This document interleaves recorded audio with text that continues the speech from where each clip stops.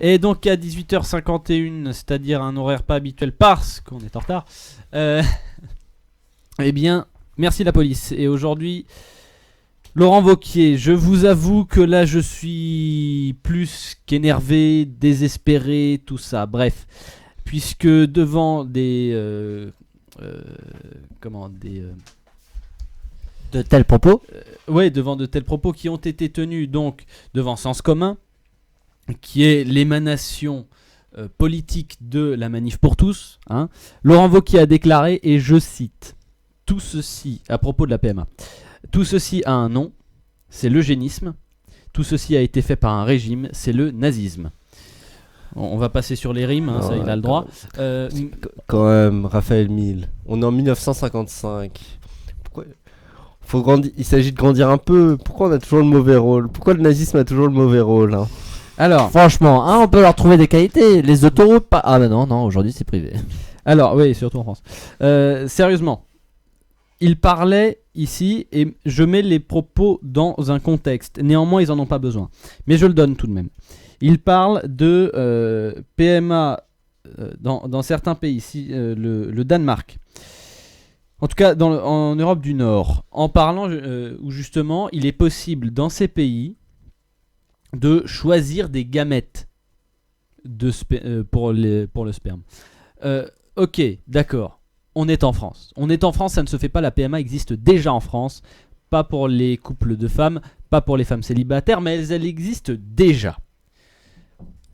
Par ailleurs, donc ça c'est sur le contexte lui-même. Maintenant sur le fond, cette petite phrase-là, j'ai envie d'abord de parler de l'eugénisme. L'eugénisme, littéralement, ça veut dire la bonne naissance. L'eugénisme, ça n'a pas été fait seulement par le nazisme. L'eugénisme, ça a été fait par le régime japonais. Ça a été fait au Japon après-guerre. Je dis bien après-guerre. Et ça s'est poursuivi pendant des années et des années. D'accord ? Si on a pu... Et bon, c'est en jugement aujourd'hui. Mais si il y a pu y avoir mais on peut presque dire des camps, en tout cas des endroits où les lépreux ont été envoyés parce que lépreux, pour éviter qu'ils ne se mêlent au reste de la population. Et je maintiens encore une fois, après-guerre, ce n'est pas pour rien. Au Japon, il y a eu des lois eugéniques. Au Japon, d'accord ? Donc, dire c'est le nazisme, non, l'eugénisme, ce n'est pas le nazisme, ça n'a rien à voir. Et puis la Chine est pas mal dans le genre aussi actuellement avec les expérimentations sur CRISPR-Cas9 notamment.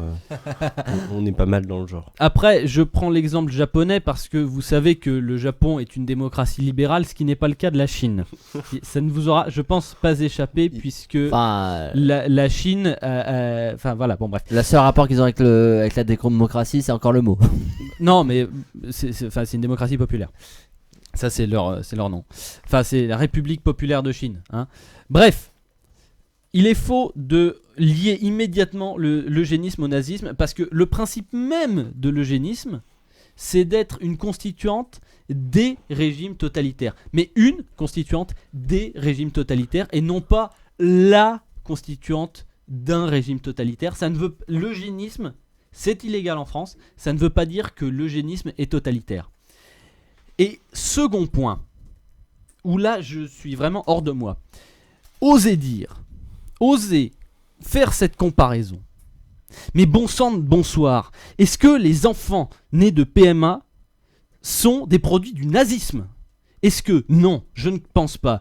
Je ne pense pas aujourd'hui. Et là, pardon de m'engager personnellement. Je ne suis pas, moi personnellement, produit du nazisme. D'accord ? Donc, cette comparaison est scandaleuse. Cette comparaison mérite tout de même qu'on s'y arrête. C'est pas une petite phrase au passage, c'est un discours là-dessus. Laurent Wauquiez mérite de revoir sa copie.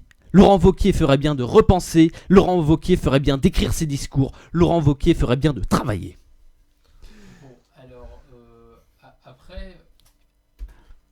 Oui, excusez-moi si je peux permettre un petit mot quand même au passage. Bon, on est d'accord que Laurent Wauquiez est sur un jeu politique où il va essayer de flatter l'extrême droite, se considérant comme la seule personne peut-être capable de juguler un penchant extrémiste quand même. Oui. On peut noter peut-être que d'un point de vue rhétorique, lui qui se plaint de se faire comparer à l'extrême droite en permanence et au nazisme, l'utiliser comme argument d'autorité, ça semble extrêmement culotté quand même. Voilà, et puis comme dirait un monsieur dont je ne citerai pas le nom, ce n'est qu'un détail de l'histoire. Ouais, enfin ça c'est les chambres à gaz. Il a été condamné pour ça, Jean-Marie Le Pen.